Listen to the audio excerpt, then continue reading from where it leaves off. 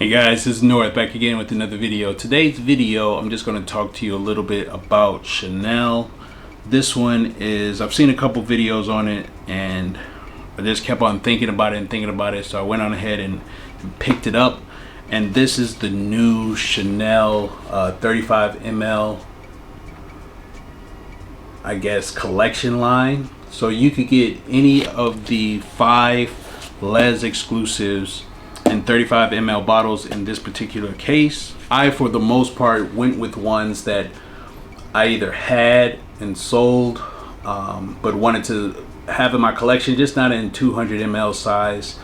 That's pretty much the gist of it. Most of them I've had access to and either didn't buy or sold.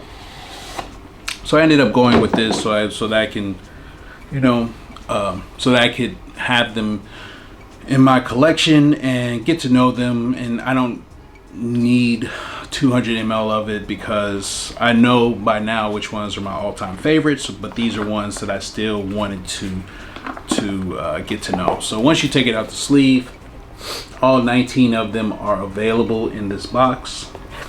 And so you open it up this way and this covers that up.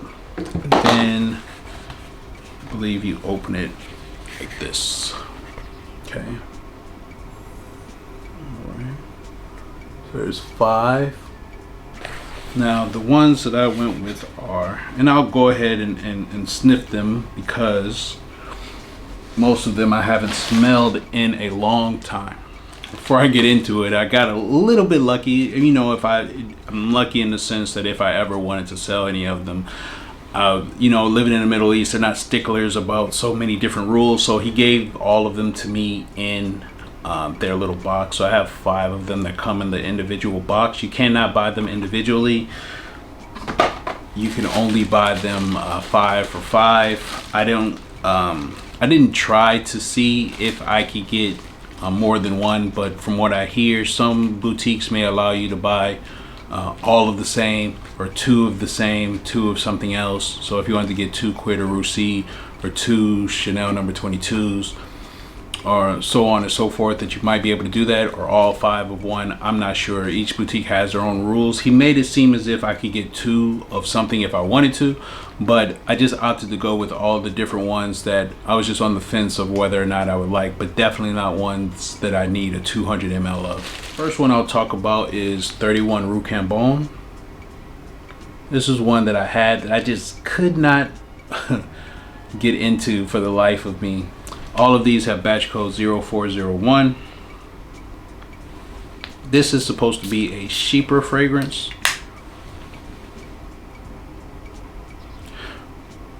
And this one is floral and green.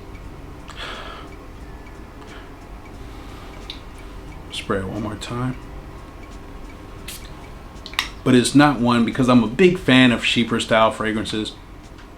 But this is not one it's not love at first sniff for me. It's one that I really, really like. I'm not sure if it was better in the eau de toilette concentration, but it was one that I wanted to get back in my collection because people love it so much. Sort of like Diaghilev. I'm not a fan of Diaghilev, so I just kept probably 10 or 20 ml of it just in case. Let's move on to the next one. The next one is La Pausa. Now this is an Iris scent. This one actually has a different batch code. This one says 0701. Now La Pausa, I'm just not the hugest fan of Iris. I'm not a big fan of Iris forward fragrances. I'm not a fan of Dior Homme Parfum, Dior Homme Intense, anything like that. But this is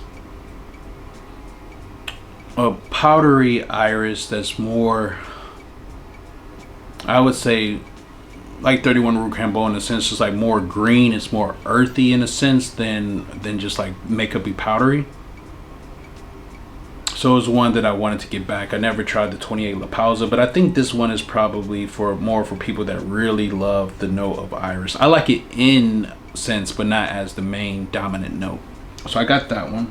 Next one that I had gotten rid of, I believe my uncle bought this from me in the 200 ml. This one's Bel Respiro.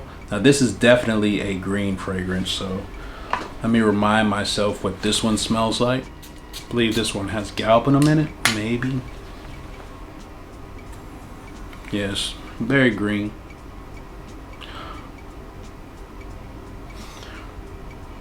It doesn't have that typical galbanum type of smell that I have in some of the other fragrances I have that have galbanum in it. It is green. All of these are going to be great for the springtime, transitioning into summer. Every one that I picked out.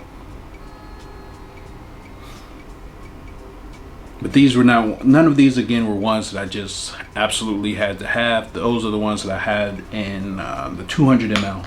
But the last two are ones that either I have in different iterations or I have a 200 ml love.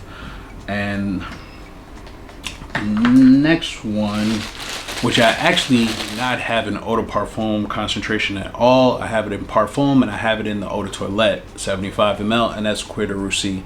So that's why I just got this one.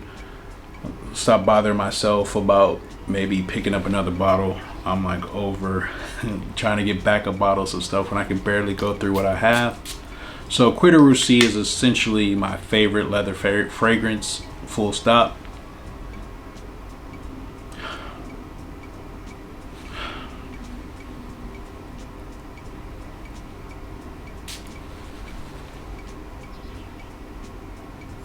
It's just a great birch leather type of scent that has like some little bit of aldehydes. It might have some orris in it. I forget what else is in it. Give me 1 second. I'm going to compare it to the eau de toilette. This is my EDT. I believe it says it on the back. I can't see in this light, but on the inside it should say eau de toilette. I don't think you can see it though, but I got this a few years back. I got lucky and found this one, but let me see. As you can see, the color is already different. It's darker. But these are all brand new.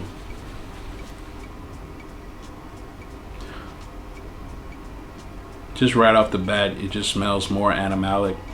But again, these are all brand new. They were just released, so maybe over time, you know, the color will probably get darker. It might be a little bit more animalic. I'm not sure, but you can just smell off the bat the difference.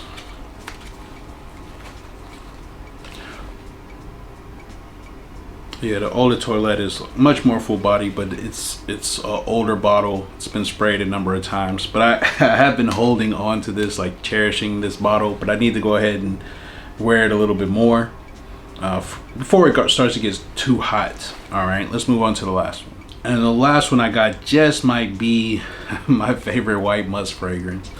So shout out to Time to Musk Up for putting this on my radar, and that is 1957. It was between this and Over the Musk, which I did a comparison video. They both have their own merits, but as far as like what I think of, that's just a very original, unique take on white musk. This is more in the traditional space of different white musk that you might smell, but this is just on another level. Now 1957, I do have a 200 ml. I do have it in the body oil, so but I had one more that I want to fill, and I didn't really want to get another 200 ml bottle of it, so I just went with 1957. And this is just a beautiful white musk scent. It is really, really good. It's supposed to have 8 different types of white musk. It has, I don't know what else in it. I didn't look up the notes, but it's beautiful. It's unique in a sense, but it's not as unique of a smell and different smelling as Over the Musk. Like I said, it still stays in that ballpark of what you might think of when you smell white musk. But yeah, even in this, it's a beautiful scent. This was never in an eau de toilette. It always came out as an eau de parfum. I think this is a masterpiece when it comes to white musk fragrances.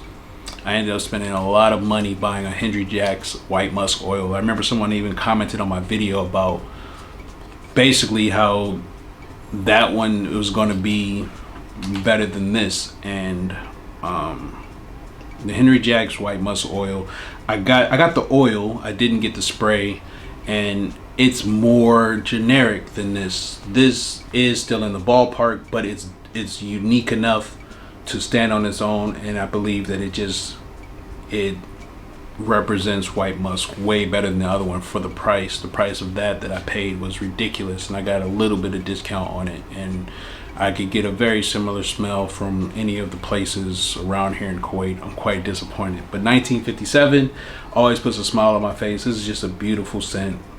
Comes in the oil, only comes in eau de parfum. So that's the last one, guys. Again, these are the 5 fragrances that I got from the Chanel. I wouldn't call it a discovery kit because they're 35 ml. It'd have to be like 10 ml or something, and it's quite expensive.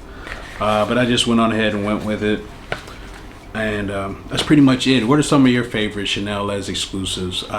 Right now, I just did a video talking about my Guerlain fragrances. Chanel is still my favorite designer house. You know, I would put Guerlain in the designer house realm, even though they're technically niche, just because they do the classics really well.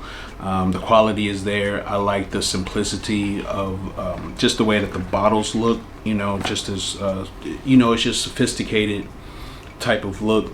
I like these, and I also just a fan of just classic things, classic dressing, just classic styles all in all. So I just picked this up. These are all the ones that I didn't feel like I'd be committed to getting a 200 ml of, except for 1957 and Cuir de Russie, which I already still have a 75 ml of, and I have the parfum of. So that's it. Let me know what are some of your favorite Les exclusives are in the Chanel line. Please like, comment, and subscribe. I'll see you on the next one, guys. Peace.